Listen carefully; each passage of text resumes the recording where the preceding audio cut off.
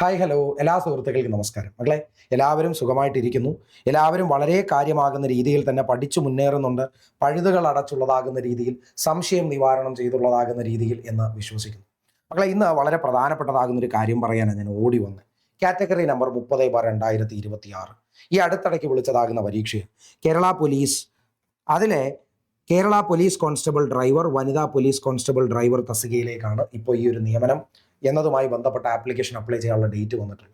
അത്യാവശ്യം കാര്യമാകുന്ന നിയമനം തന്നെ നടക്കുന്ന ഒരു മേഖലയാണ്.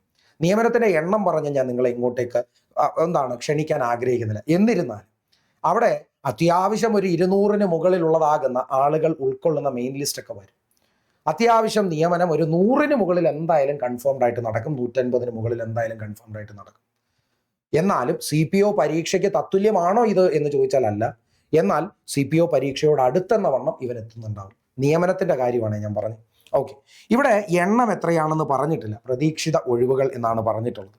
സാലറി സ്കെയിൽ നോക്കിയേ 31,100 മുതൽ ഒരു 66,800 വരെയാണ്. എടാ, ഈ ഒരു പരീക്ഷയ്ക്ക് നിങ്ങൾ അപ്ലൈ ചെയ്യണം എന്ന് പറയുന്നതിന്റെ കാരണം ഇവിടെ ഒരു ചെറുതാകുന്ന ഒരു എലിജിബിലിറ്റി ക്രൈറ്റീരിയ നമ്മൾ പ്രത്യേകമായിട്ട് ശ്രദ്ധിക്കേണ്ടതുണ്ട്. അതുള്ളവർക്ക് മാത്രമേ ഈ പരീക്ഷ എഴുതാൻ പറ്റൂ. അതുകൊണ്ട് തന്നെ പൊതുവെ ആളുകളുടെ എണ്ണം കുറഞ്ഞു നിൽക്കാനാണ് CPO പരീക്ഷയെക്കാളും സാധ്യത. ഓക്കെ ആണോ? എന്തൊക്കെയാണ് എന്ന് നോക്കാം. എടാ, ഒന്ന്, ഭിന്നശേഷിയിൽപ്പെടുന്ന ആളുകൾ ആരും ഈ പരീക്ഷ എഴുതാൻ സാധിക്കുന്നില്ല അവർക്ക് എന്ന് പറയുന്നുണ്ട്. അതുപോലെ തന്നെ ഈ പറയുന്നതായ കൃത്യമായ ഡേറ്റകൾ, അതായത് ഓരോ ഡേറ്റും കാര്യങ്ങളും ഇവിടെ എന്ത് പറഞ്ഞിട്ടുണ്ടോ അതെല്ലാം നിങ്ങൾ കൃത്യമായിട്ട് ശ്രദ്ധിച്ചു വേണം അപ്ലൈ ചെയ്യാൻ എന്നും പറയുന്നുണ്ട്. അതുപോലെ ഈ പറയുന്ന ലിസ്റ്റിന്റെ കാലാവധി എന്ന് പറയുന്നത് മക്കളെ 1 വർഷത്തേക്കായിരിക്കും. അതായത് പരീക്ഷ കഴിഞ്ഞ് വലിയ താമസം ഇല്ലാതെ വളരെ വേഗത്തിൽ തന്നെ ഒരു വർഷത്തിനകത്ത് തന്നെ നമുക്ക് എന്ത് ചെയ്യാം, സർവീസിനകത്തേക്ക് കയറാം എന്നുള്ളതാണ്. അതായത് ഒരുപാട് വലിയ പ്രശ്നമൊന്നുമില്ല, പെട്ടെന്ന് എല്ലാ കാര്യങ്ങളും നടന്ന് നമുക്ക് ജോലിയിലേക്ക് കയറാനുള്ളതാകുന്ന ഒരു കാര്യം അവിടെ ഉണ്ട്. ഓക്കെ ആണോ? ആണ്. അപ്പോൾ നമുക്ക് അടുത്തതിനി എന്താന്ന് നോക്കാം. ഇതിന്റെ പ്രായപരിധിയാണ് മക്കളെ 20 മുതൽ 32 വയസ്സ് വരെയാണ്. അതായത് 2/1/94 മുതൽ 1/1/2006 ഈ പറയുന്ന ഡേറ്റുകൾ ഉൾപ്പെടെ ഇതിനിടയിൽ വരുന്നതായ ആ സമയത്ത് ജനിച്ചിട്ടുള്ള എല്ലാവർക്കും ഇതിനകത്ത് അപ്ലൈ ചെയ്യാൻ സാധിക്കും. ഓക്കെ ആണോ? ഇനി അവിടെ ഉയർന്ന പ്രായപരിധി എന്ന് പറയുന്നത് റിസർവേഷൻ കാറ്റഗറിക്കാർക്ക് ചെറുതാകുന്ന വ്യത്യാസം വരുത്തിയിട്ടുണ്ട്. ഇങ്ങോട്ട് നോക്കണേ. ഇവിടെ മറ്റ് പിന്നോക്ക വിഭാഗങ്ങളിൽ നിന്നാണെങ്കിൽ 35 വയസ്സായും, പട്ടികജാതി പട്ടികവർഗ വിഭാഗത്തിലെ ഉദ്യോഗാർത്ഥികൾക്ക് 37 വയസ്സും, വിമുക്ത ഭടന്മാരാണെങ്കിൽ അവിടെ ഒരു 45 വയസ്സായിട്ടും ഇതിനെ എന്ത് ചെയ്തിട്ടുണ്ട്, നിജപ്പെടുത്തിയിട്ടുണ്ട് എന്ന് നമ്മൾ മനസ്സിലാക്കുന്നുണ്ട്. ഓക്കെ ആണോ? പ്രായപരിധിയിലെ ഇളവുകൾ സംബന്ധിച്ച മറ്റ് വ്യവസ്ഥകൾ ഈ തസ്തികയ്ക്ക് ബാധകമല്ല. ഇതല്ലാതെ മറ്റെന്തെങ്കിലും ആകുന്ന പ്രായം സംബന്ധിച്ച ഇളവുകളൊക്കെ നൽകുന്ന പരീക്ഷകളുണ്ടെങ്കിൽ ആ ഇളവൊന്നും ഇതിനകത്തേക്ക് പരിഗണിക്കുന്നില്ല. ഈ പറഞ്ഞൊരു കാര്യം മാത്രമേ ഇവിടെ പരിഗണിക്കുന്നുള്ളൂ എന്ന് പറയുന്നു. അടുത്തത് എന്താണ് യോഗ്യത? എടാ, ഒന്ന്, ഹയർ സെക്കൻഡറി +2 അല്ലെങ്കിൽ തത്തുല്യമായ പരീക്ഷ വിജയിച്ചിരിക്കണം. ഒന്നുമില്ല, +2 തലത്തിൽ അല്ലെങ്കിൽ അതിന് തത്തുല്യമാകുന്ന തലത്തിൽ വിജയം ഉണ്ടായിരിക്കണം. ഓക്കെ ആണോ? ഇനി അടുത്തത് എന്താ പറഞ്ഞേക്കുന്നേ? എടാ, ഈ പറയുന്നതായ തെരഞ്ഞെടുപ്പ് സംബന്ധമാകുന്ന കുറേ കാര്യങ്ങളാണ് അവിടെ പറഞ്ഞിട്ടുള്ളത്. അതായത് ഏതാകുന്ന നിയമം അനുസരിച്ചൊക്കെയാണ് ഈ പറയുന്ന യോഗ്യത സംബന്ധിച്ച് സർക്കാർ ഒരു ഉത്തരവിലേക്ക് എത്തിയിട്ടുള്ളത് എന്നൊക്കെ പറയുന്നുണ്ട്. ഇനി അതല്ല നമുക്ക് വേണ്ടത്, സാങ്കേതികമായ യോഗ്യതകൾ. എടാ, ഇവിടെ കേവലം വിദ്യാഭ്യാസ യോഗ്യത എന്താണെന്നേ നമ്മൾ പറഞ്ഞുള്ളൂ. ഇനി ടെക്നിക്കൽ നോളജ് ഏതാകുന്ന കാര്യങ്ങളിലൊക്കെ വേണം. എടാ, ഒന്ന്, ഗിയറോട് കൂടിയ മോട്ടോർ സൈക്കിൾ ഓടിക്കാൻ അറിയണം, ലൈറ്റ് മോട്ടോർ വെഹിക്കിൾ ഓടിക്കാൻ അറിയണം, ഹെവി പാസഞ്ചർ വാഹനങ്ങൾ, ഹെവി ഗുഡ്സ് വാഹനങ്ങൾ ഓടിക്കാൻ അറിയണം. ഇതൊക്കെയും ഓടിക്കാൻ അറിയുക മാത്രമല്ല, നിലവിൽ സാധുവായ ഒരു ഡ്രൈവിംഗ് ലൈസൻസും, ഓക്കെ ആണോ, ഡ്രൈവേഴ്സ് ബാഡ്ജും നമ്മൾ എന്ത് ചെയ്തിട്ടുണ്ടാകണം, നേടിയിട്ടുണ്ടാകണം. അപ്പോൾ ഒരു കാര്യം ഉറപ്പിച്ചു, ഇവിടെ ഹെവി ഉൾപ്പെടെയുള്ളതാകുന്ന ലൈസൻസ് ഉണ്ടാകണം, ബാഡ്ജും ഉണ്ടാകണം. ഓക്കെ ആണോ? ഈ ഒരൊറ്റ കാരണം കൊണ്ടാണ് ഈ പറയുന്ന പരീക്ഷയിൽ ഒരുപാടാകുന്ന ആളുകൾ എഴുതില്ല എന്ന് ഞാൻ ഉറപ്പ് പറഞ്ഞത്. ഓക്കെ ആണോ? ഒരുപാട് പേർക്കും ഹെവി ലൈസൻസുകൾ ഇല്ലാത്തവരാണ്. അതുകൊണ്ട് നിങ്ങളൊരു കാര്യം മനസ്സിലാക്കണേ. ഇതിനു മുമ്പ് നമുക്ക് കുറച്ച് നാളുകൾക്ക് മുമ്പ് സിവിൽ എക്സൈസ് ഓഫീസർ ഡ്രൈവർ പരീക്ഷ ജില്ലാ അടിസ്ഥാനത്തിൽ നമ്മൾ നടത്തുമ്പോൾ അതിനകത്ത് എഴുതിയ ആളുകളുടെ മൊത്തമാകുന്ന എണ്ണം എന്ന് പറയുന്നത് എത്രയുണ്ട് എന്ന് നിങ്ങളൊന്ന് പോയി നോക്കുക. അപ്പോൾ നിങ്ങൾക്ക് മനസ്സിലാകും ഈ ഹെവി ലൈസൻസ് ഉള്ള ആളുകളുടെ എണ്ണം എത്രത്തോളം ഉണ്ടാകാം. ഓക്കെ എന്ന് നിങ്ങൾക്ക് മനസ്സിലാക്കാവുന്നതേ ഉള്ളൂ. വലിയ ബുദ്ധിമുട്ടില്ലാതെ കാര്യങ്ങളെ എന്ത് ചെയ്തു നമ്മൾ പറഞ്ഞെടുത്തേ. അപ്പോൾ ലൈസൻസും വേണം, ബാഡ്ജും വേണം, ഹെവി ഉൾപ്പെടെയുള്ള സാധനങ്ങൾക്ക്. ഓക്കെ ആണോ? ഇനി അവർ പറയുന്നതായ പ്രധാനപ്പെട്ടതാകുന്ന ഒരു കാരണം എന്താണ് കാര്യമെന്ന് പറയുന്നത്, തിരഞ്ഞെടുപ്പുമായി ബന്ധപ്പെട്ട് കേരള പബ്ലിക് സർവീസ് കമ്മീഷൻ നടത്തുന്ന പ്രായോഗിക പരീക്ഷയിൽ ലൈറ്റ് മോട്ടോർ വാഹനം, ഹെവി പാസഞ്ചർ വാഹനം, ഹെവി ഗുഡ്സ് വാഹനങ്ങൾ എന്നിവ ഓടിക്കുന്നതിനുള്ള പ്രാഗൽഭ്യം തെളിയിക്കേണ്ടതാണ്.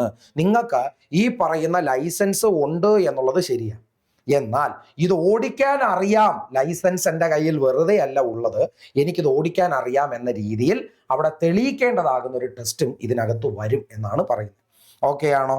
ഇനി നോക്കേ, അവിടെ ഉദ്യോഗാർത്ഥികൾ ബാഡ്ജോട് കൂടിയ നിലവിലുള്ള സാധുവായ ഡ്രൈവിംഗ് ലൈസൻസ് അപേക്ഷ സ്വീകരിക്കുന്ന അവസാന തീയതി കണ്ടോ, OMR പരീക്ഷ, കായികക്ഷമതാ പരീക്ഷ, പ്രായോഗിക പരീക്ഷ, ഒറ്റത്തവണ പ്രമാണ പരീക്ഷ എന്നിവ നടത്തുന്ന തീയതികളിലെല്ലാം ഉണ്ടായിരിക്കേണ്ടതാണ്. അതായത് ഉദ്ദേശിക്കുന്നത്, നിങ്ങൾ എന്നാണോ ഈ പരീക്ഷയ്ക്ക് വേണ്ടി അപ്ലൈ ചെയ്യുന്നത് അന്ന് നിങ്ങളുടെ കയ്യിൽ ഈ പറയുന്ന വാലിഡ് ആകുന്ന ലൈസൻസ് ബാഡ്ജോട് കൂടി ഉണ്ടായിരിക്കണം എന്നാണ്. അതല്ലാത്ത പക്ഷം അത് നടക്കില്ല. ഓക്കെ, ഇത് അപ്ലൈ ചെയ്താലും ഡോക്യുമെന്റ് വെരിഫിക്കേഷൻ്റെ സമയമാകുമ്പോൾ അത് കട്ടായി പോകും. ഓക്കെ ആണോ? ശാരീരിക യോഗ്യത എന്ന് പറയുമ്പോൾ പുരുഷന്മാർക്ക് എന്നാണെങ്കിൽ നോക്കേടാ, പുരുഷ വനിതാ ഉദ്യോഗാർത്ഥികളാകുമ്പോൾ ഇവിടെ 168 വേണം പുരുഷന്മാർക്ക്, 157 വേണം ആർക്ക്, ഈ പറയുന്ന വനിതകൾക്ക്. ഓക്കെ ആണോ? ഇനി നെഞ്ചളവ് എന്ന് പറയുന്നത് ഏറ്റവും കുറഞ്ഞത് ഒരു 81 കണ്ടോ സെന്റിമീറ്ററും 5 സെന്റിമീറ്റർ വികാസം.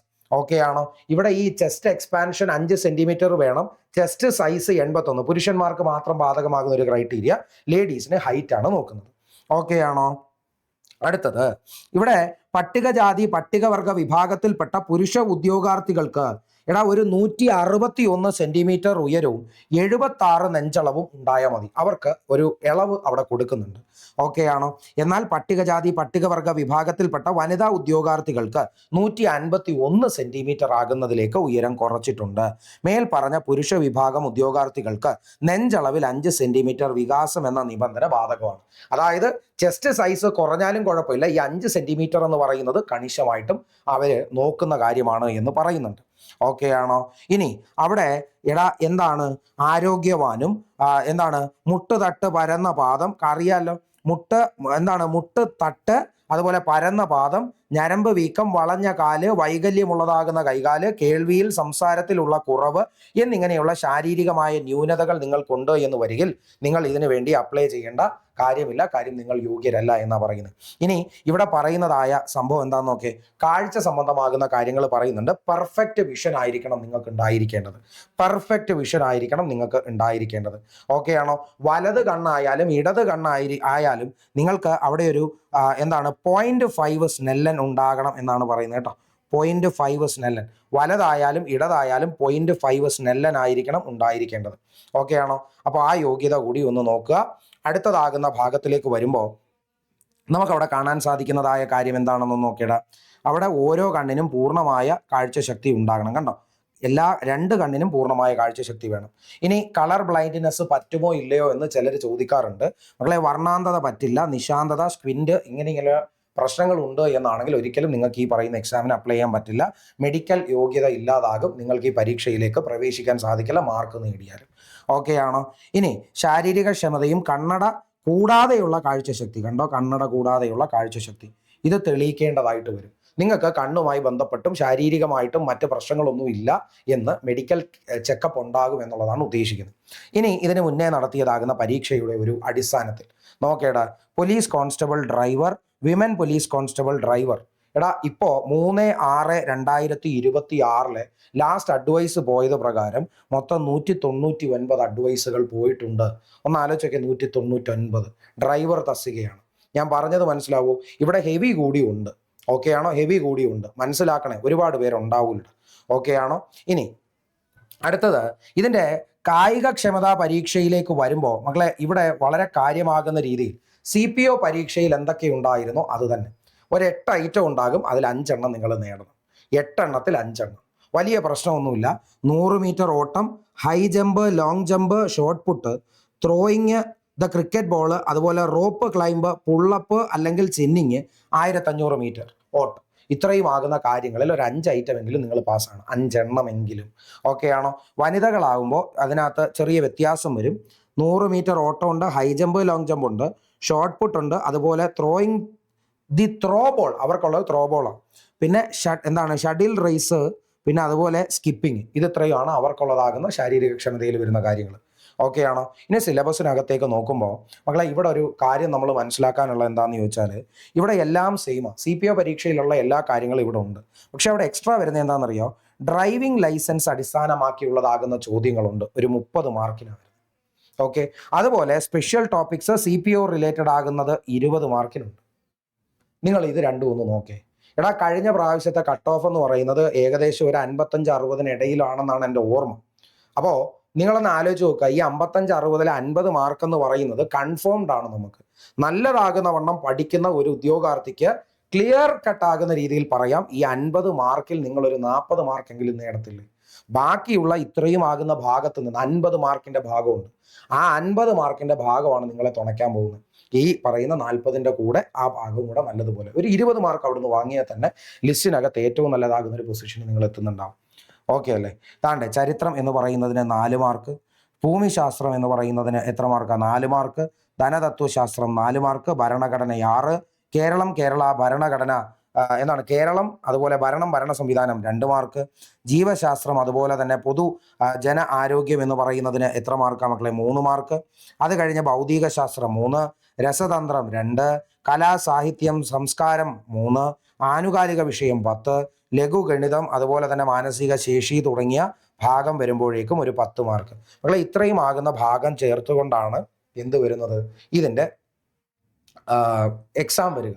ഓക്കെ ആണോ? ഇതിൻ്റെ എക്സാം വരിക. ഒറ്റ പരീക്ഷയെ കാണാൻ സാധ്യതയുള്ളൂ, ശരിയല്ലേ? ഒറ്റ പരീക്ഷയേ ഉള്ളൂ. അപ്പോൾ ഇത്രയും ആകുന്ന ഒരു സംഭവം നമുക്ക് ഒന്ന് നോക്കിയെടുത്താൽ തന്നെ നമുക്ക് അത്യാവശ്യം നല്ലതാകുന്ന രീതിയിൽ സ്കോർ ചെയ്യാനും പറ്റും, നല്ലതാകുന്ന രീതിയിൽ തന്നെ നമുക്ക് മാർക്ക് നേടാനും പറ്റും. വലിയ ബുദ്ധിമുട്ടൊന്നും ഇല്ലാത്തതാകുന്ന ഒരു പരീക്ഷയാണ്. ഏറെക്കുറെ ഐഡിയ കിട്ടിയിട്ടുണ്ടാവും. എന്നിരുന്നാലും നിങ്ങളുടെ ഒരു ഡൗട്ടിനകത്ത് ഈ ഡ്രൈവർ റിലേറ്റഡ് ആകുന്ന, ഡ്രൈവിംഗ് ലൈസൻസ് റിലേറ്റഡ് ആകുന്ന ചോദ്യങ്ങൾ എങ്ങനെയാണ്? ഇപ്പോൾ വണ്ടി നേരെ പോകുന്നു, ഇടത്തോട്ട് വലത്തോട്ട് തിരിയണമെങ്കിൽ എങ്ങനെ പോകണം? അങ്ങനെയുള്ള ചോദ്യങ്ങളുണ്ടാവും. ഇനി മോട്ടോർ വെഹിക്കിൾ നിയമം സംബന്ധമാകുന്ന ചോദ്യം ഉണ്ടാവും. മോട്ടോർ വെഹിക്കിൾ റെഗുലേഷൻ, ആ ചട്ടപ്രകാരമുള്ളതാകുന്ന ചോദ്യങ്ങളുണ്ടാവും. പിന്നെ ഡ്രൈവർമാർ അറിഞ്ഞിരിക്കേണ്ട കാര്യങ്ങൾ, വണ്ടി ഏതൊക്കെ തരത്തിൽ ഇടാൻ പാടില്ല, ഇന്ന സ്ഥലങ്ങളിൽ വണ്ടി ഓടിക്കുമ്പോൾ ഏത് ഭാഗം ചേർന്ന് ഓടണം, അല്ലെങ്കിൽ ഒരു ഡ്രൈവർക്ക് ഉണ്ടായിരിക്കേണ്ട മിനിമം ക്വാളിറ്റികൾ എന്താണ്, ഡ്രൈവറിന്റെ ഡ്യൂട്ടി എന്താണ്. ഇങ്ങനെയൊക്കെയുള്ള എല്ലാവർക്കും സർവ്വസാധാരണമായി അറിയാവുന്ന കുറച്ച് കാര്യങ്ങൾ, പഠിക്കാൻ എളുപ്പമുള്ള കാര്യങ്ങൾ, അത്രയേ ഉള്ളൂ. ഓക്കെ ആണേ? അപ്ലൈ ചെയ്യാൻ മറക്കരുത്. അപ്പോൾ കൂടുതലാകുന്ന കാര്യങ്ങൾ അടുത്ത ക്ലാസ്സിൽ പറയാവേ. ബൈ.